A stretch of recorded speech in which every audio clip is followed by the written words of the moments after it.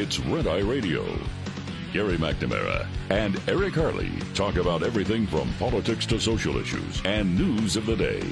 Whether you're up late or you're just starting your day, welcome to the show.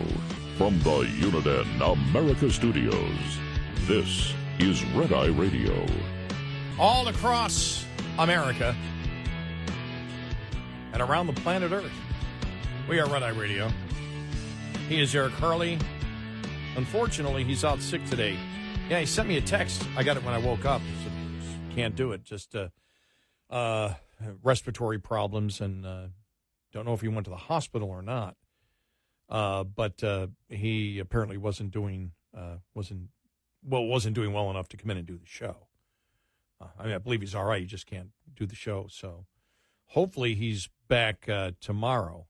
And as I said earlier, I was just knowing how sick he was. Because 2 weeks ago, right before we went on vacation, the Monday, Tuesday, and Wednesday, we were both really sick, and we did the show. And then came Thursday, and I was getting better but couldn't sleep. I just could not. No matter what I could not get to sleep, and I hadn't slept in 30 hours.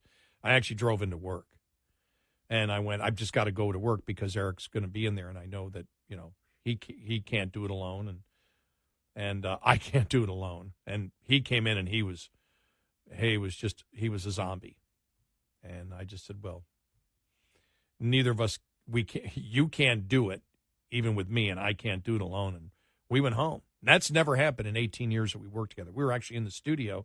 Show was ready to go, about 20 minutes away. It's like, we can't do it. And then we were on vacation. And it wasn't an excuse just to take the day off before a week's vacation.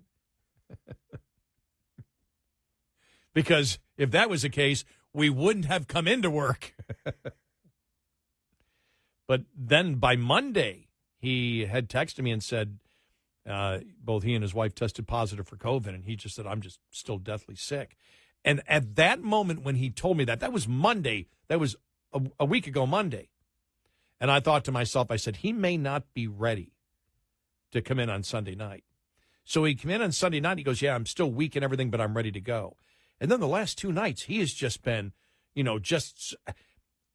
I was looking at him thinking, all right, when you're really sick, and he had even mentioned this, but in a different context. When you really get sick and you think, oh, man, I'm never going to recuperate from this. This is just so bad. And when you do, even though you may be a little bit weak, you're just on this adrenaline rush. He was just so incredibly up and animated the last couple of days that I was sitting over there, because I'm sitting in a different seat since I'm in the studio alone, but I'm sitting over there looking at him in awe going, wow, he's just cooking. And so it was sad to get that text tonight, but hopefully he'll be all right and can come in really soon. World Series is set. Texas Rangers against Arizona, the Diamondbacks.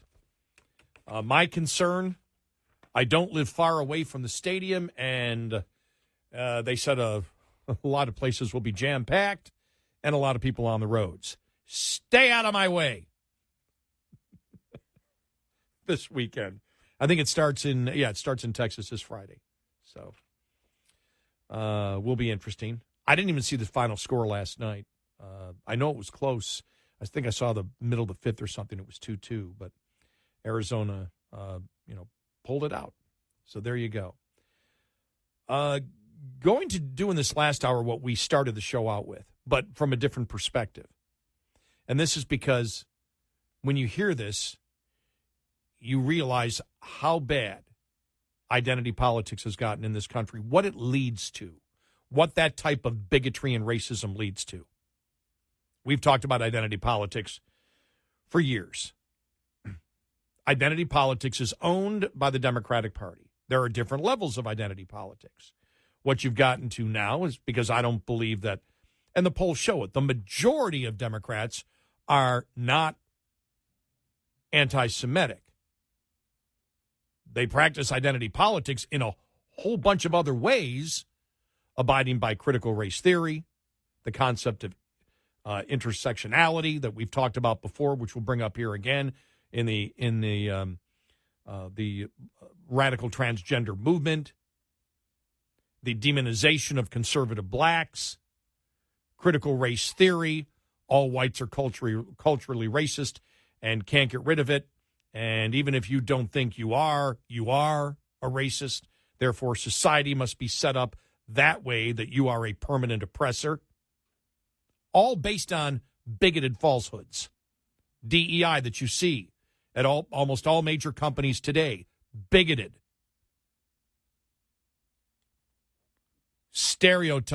Wrong stereotypes. Well, stereotypes are wrong because you can stereotype a group, but all don't fit into that stereotype. Then the poll came out last week. We were on vacation. And a lot of analysis on that poll here the last couple of days.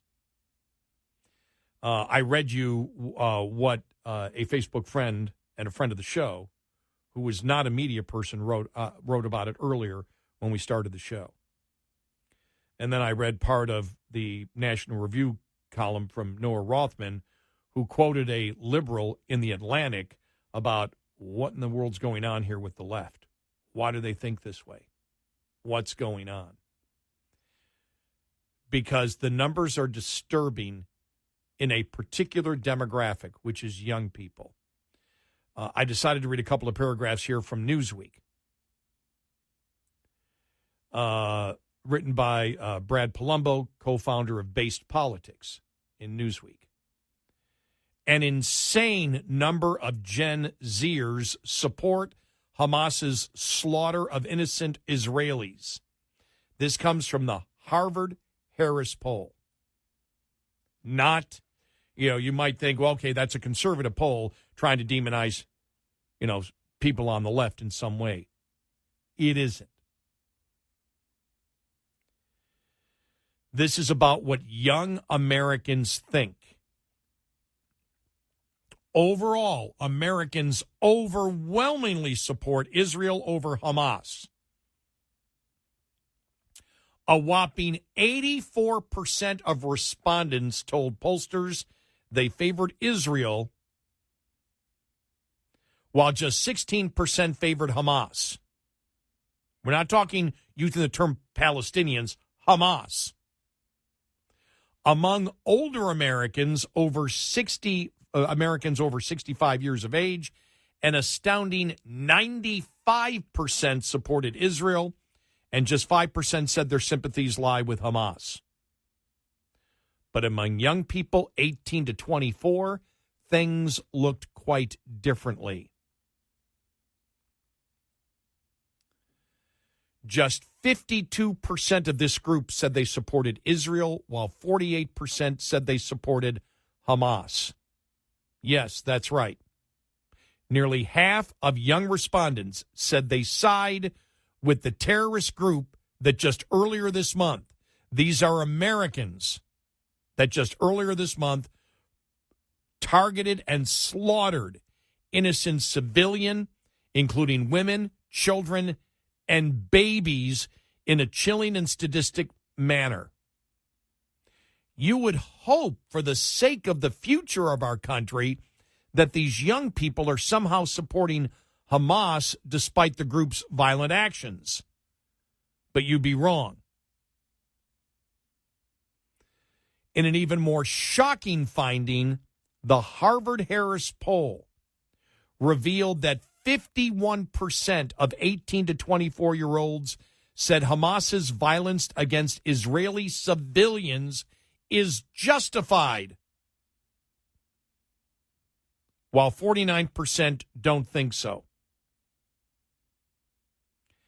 And here's where things get strange. In the same poll, 62% of young respondents agree that what Hamas did to Israel was genocidal.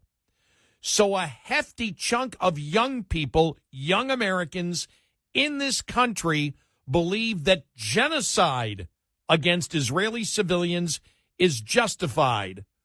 What the hell? Is what Mr. Palumbo writes. It should go without saying, but apparently it doesn't, that no matter how much one sympathizes with the plight of the Palestinian people, it is still wrong to slaughter concert goers and burn their bodies. It is still wrong to kill entire families huddled in their bomb shelters. And it is still wrong to murder babies. All human life is precious, while civilians inevitably are inadvertently killed as a consequence of war. Targeting them on purpose is universally considered a war crime. It's never morally acceptable to intentionally kill innocent people, no matter who does it. The fact that so many young Americans' moral compass are so distorted that they no longer understand this basic moral truth is deeply disturbing. It also raises an important question: how the hell did we get here? This is not normal. Such a moral perversion is not an organic belief that naturally emerges among decent people. On the contrary, it's in large part a consequence of a corrosive social justice ideology that's being spoon-fed to young Americans on college campuses. In this depraved worldview, which Elon Musk has dubbed the woke mind virus, the world is divided into two groups of people: oppressors and victims. Starting to ring a bell here? Black people, for example, are oppressed in America, so under this lens, black people cannot be racist. They can only be victims of racism. While misgendering someone is violence, even though it doesn't actually involve any violence, actual violence in response to this speech is justified as self-defense. Truth, and therefore morality, is subjective in this worldview, hence the normalization of the innocuous sounding but actually Orwellian phrase, my truth, your truth, and his truth.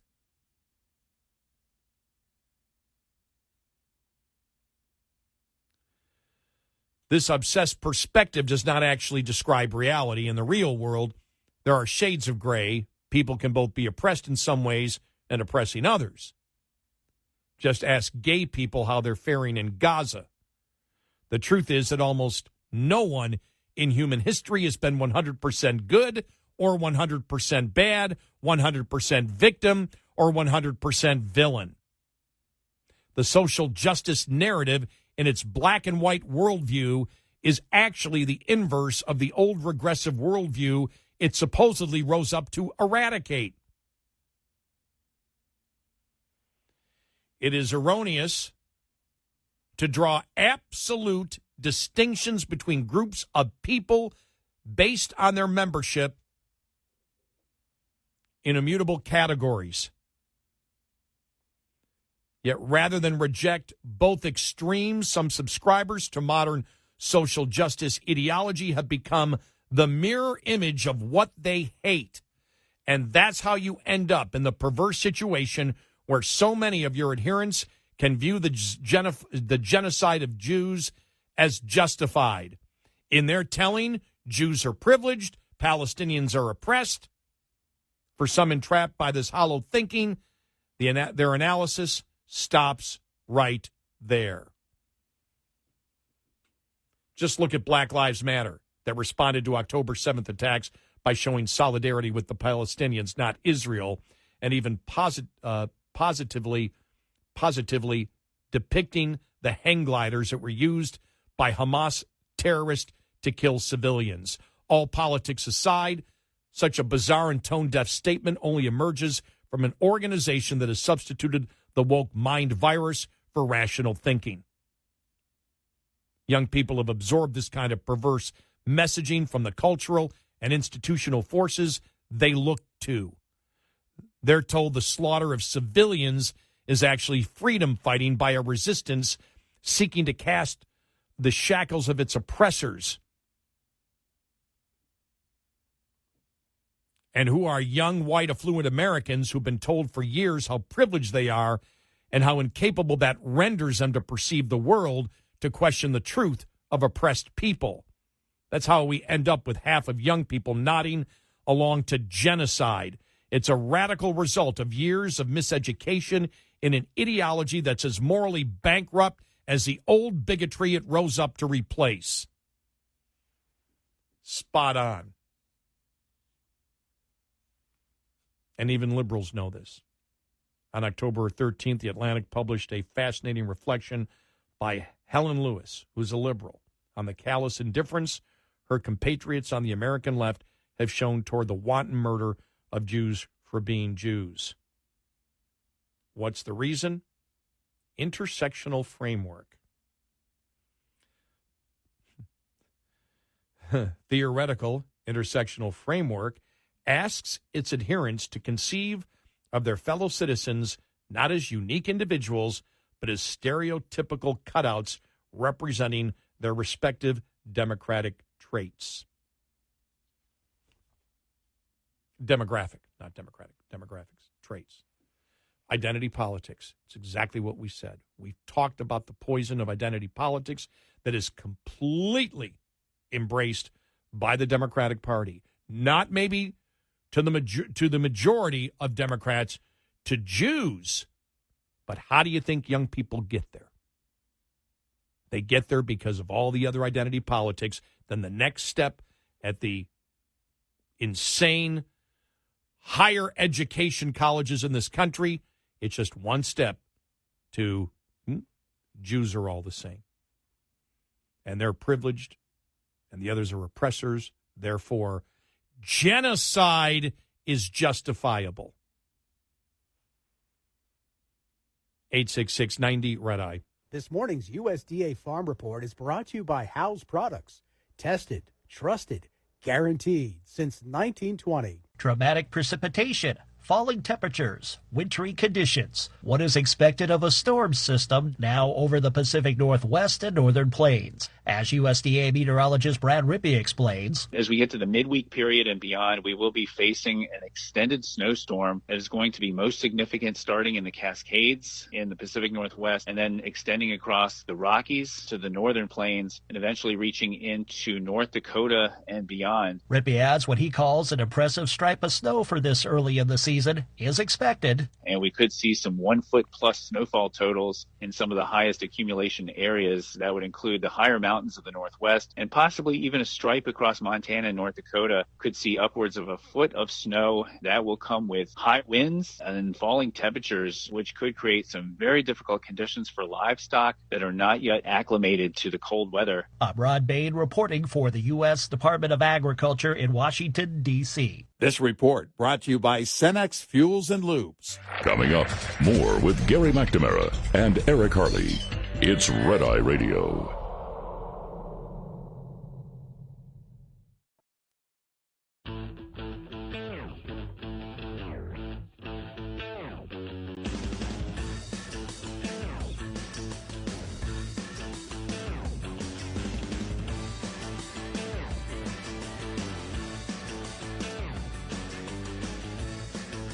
It's Red Eye Radio. He is Eric Harley.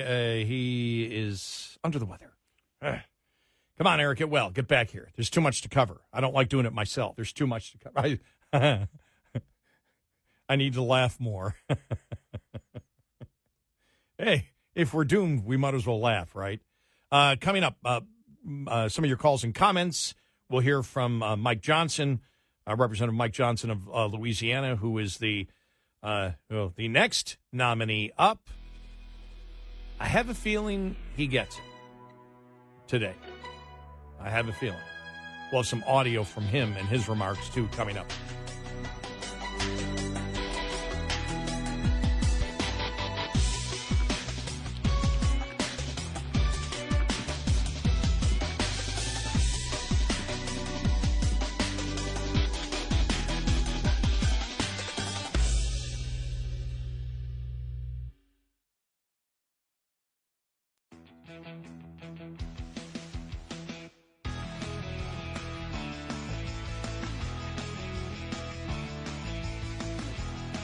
You're listening to Red Eye Radio from the Uniden America Studios.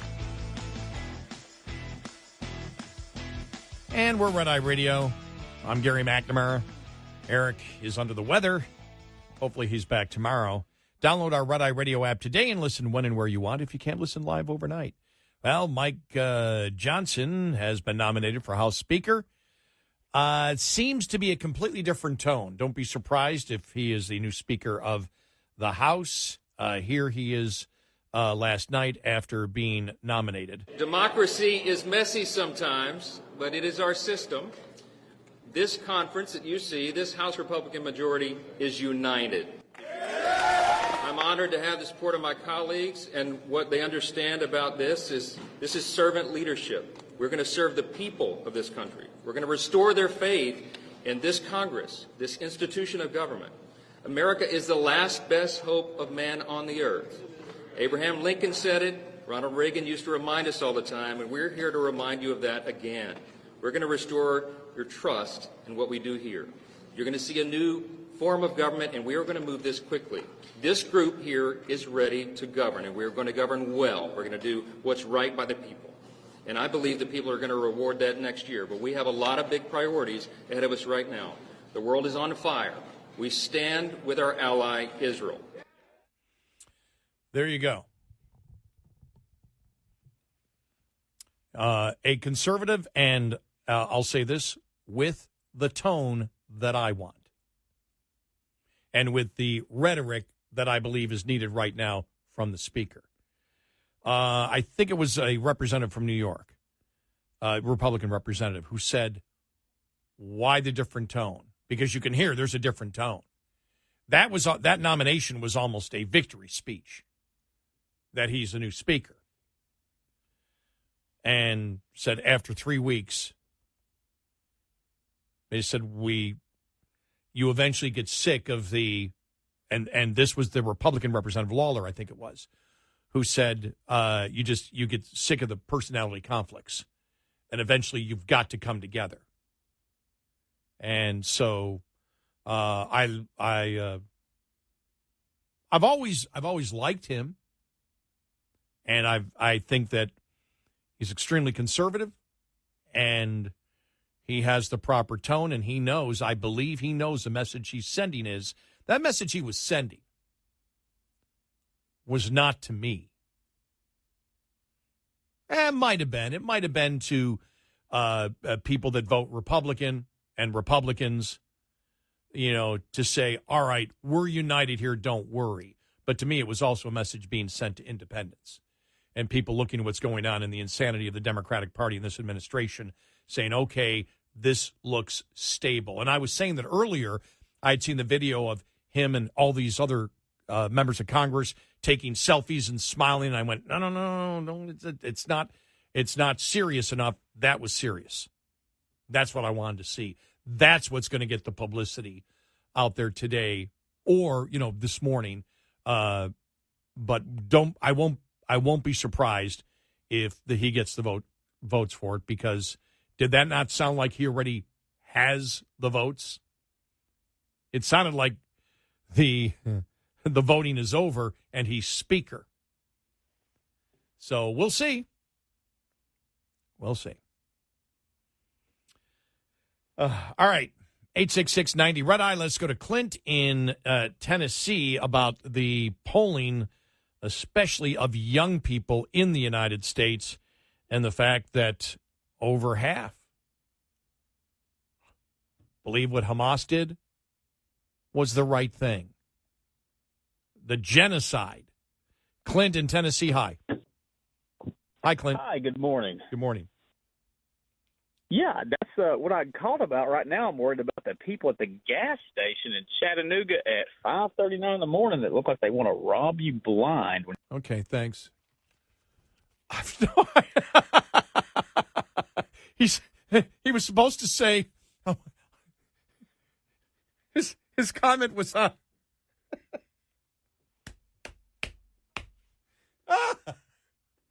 I don't know how young people can be thinking that way. Sorry, we don't worry about gas prices. We're in Texas.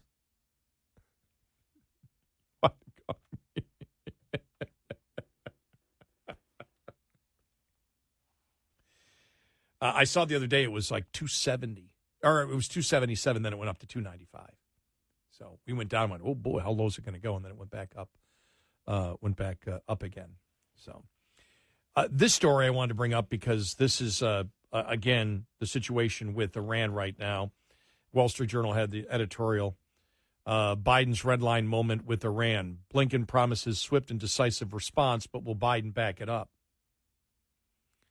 And the point they make is that Blinken said yesterday the U.S. would respond swiftly and decisively to any attack on American forces from Iran or its proxies. That's a welcome message, because, but they make the point that they've already attacked our bases and we've done nothing.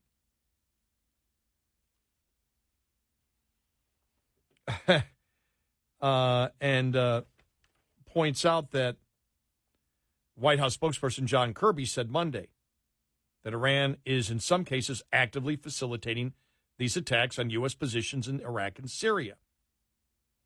Mr. Kirby also acknowledged that Iran's goal is to maintain some level of deniability here, and we're not going to allow them to do that. A senior defense official noted this week that when you see an uptick in activity and attacks in the Middle East, Iranian fingerprints are all over it.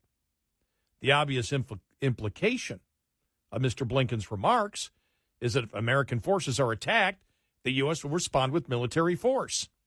Multiple reports suggest that Iran's clients are planning more attacks on U.S. positions in the Middle East. The Pentagon has dispatched more air defenses and on Tuesday announced an F-16 deployment to complement other fighter aircraft in the region.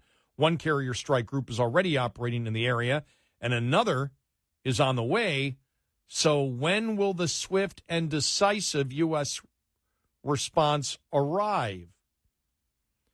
Mr. Biden no doubt remembers Barack Obama's red line warning to Syria in 2012 over the use of chemical weapons that went unenforced.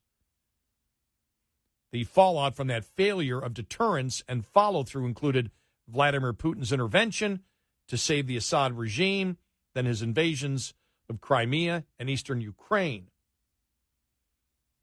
The Biden administration wants to deter a second front against Israel from Iran's proxies in Lebanon and Syria, but failing to respond to Iran's many attacks, even when there are so far no U.S. troop casualties, is an invitation to Iran to keep calling the U.S. bluff. And that's the point. We already know U.S. installations have been attacked. Soldiers have been injured. Blinken comes out and says, if you attack the United States, any installations, we'll respond. Well, you haven't yet. That's the message that gets sent out. That's the one of the many problems with this administration. This could invite the provocation the White House is trying so hard to avoid. One risk is that Iran or its proxies will eventually kill Americans in these attacks, which might require an even greater use of U.S. forces and would be damaging politically, or the U.S. might have to intervene to help Israel defeat Hezbollah. Iran is using its proxies to test U.S. resolve. The more they attack without Iran paying a price, the more likely that Iran will raise the stakes. The paradox Mr. Biden has to appreciate, the most stabilizing move for the region would be restoring America as a deterrent power.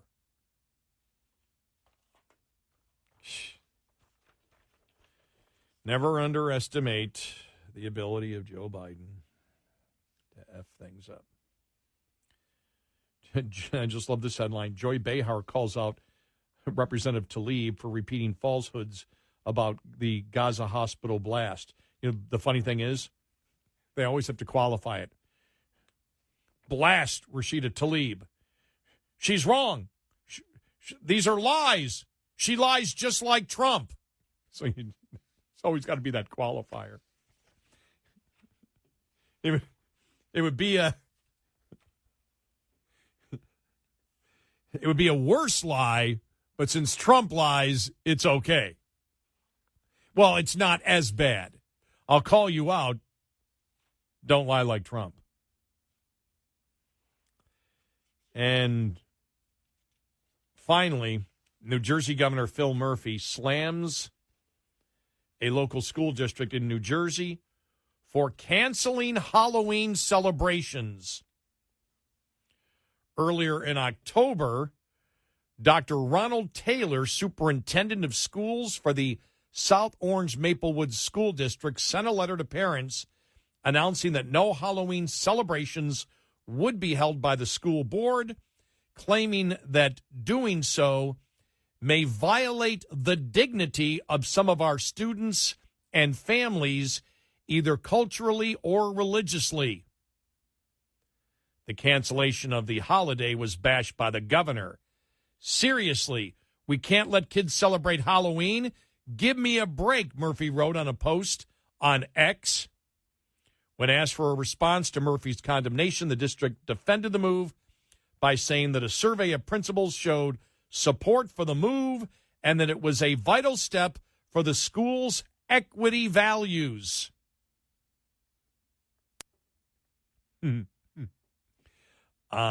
Exactly what Phil Murphy also supports, the whole equity, DEI, and woke movements. You can tell Democrats are feeling the pressure. They're feeling it now. They're realizing we went too far. You know, you look at Bowser yesterday, and Mayor Bowser in D.C., and we went through all the I don't have the paper in front of me here, so I can't go through it specifically like we did yesterday, but it just popped into my head how she backed off on everything. This new piece of legislation just reverses all the defund the police, so much of the permissiveness of retail theft, of shoplifting, of loitering, of drug use, and everything else. Everything is being reversed. Well, that's because the abstract hit reality. And, you know, we're seeing it, I mean, all around. I mean, we're seeing it, what's going on at the border. We're seeing what's going on with inflation. We're seeing now what's going on with young people in that poll. And they didn't I don't think they broke it down. They broke it down to the more education you have, the higher you go up in education, the more anti-Semitic you are. What I want to see is, I didn't see where they broke it down politically. I want to see how many of those 18 to 24-year-olds or 18 to 34-year-olds that are Democrats, what percentage of young Democrats, because they're the ones that have bought into the identity politics. And we all know it. We all know what caused it. And we warned years ago what identity politics would lead to. Look, one of the first things we said, you know, is with the whole, you know, what do they call it? Not functional, the intersectionality, whatever. You know, the victim and oppressor and everything else, which also was a part of the radical transgender movement, which is all part of it. And we said, look, if you can convince college students that a man can be a woman and a man should be able to compete athletically with a woman, and it's okay then to intimidate and threaten the women if they don't agree to it, if you can get college students to agree with that, what can't you convince them of? And that's exactly where we are today. It's just surprising when you see any American cheer or say to a pollster, yeah, it's justifiable. Beheading babies, murdering babies, targeting civilians, burning people alive. Yeah, that's justifiable, yeah. And that purely comes from liberalism, Marxism in the United States. Purely comes. They own identity politics that leads to that. 866-90 Red Eye. Lines open for your calls. 866-90 Red Eye on Red Eye Radio.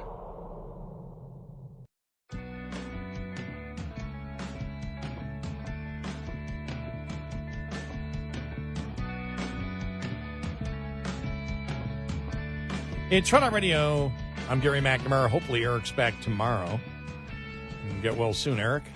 Just reading this from Fox about Mike Johnson as the nominee for House Speaker. But House GOP lawmakers insisted their conference is finally on the same page and ready to unite under Johnson's leadership, teeing up a House vote Wednesday just after noon. Said Representative Tim Burchett of Tennessee, my wife and I were talking, and I said, if we can get somebody like a Mike Johnson, we would be very fortunate, he told reporters after the vote. I think it would be an excellent choice because he's very cerebral, and he's kind of a goober, and I dig that about him. He's cleaner than a hound's tooth. Not sure what that all means, but it sounds positive.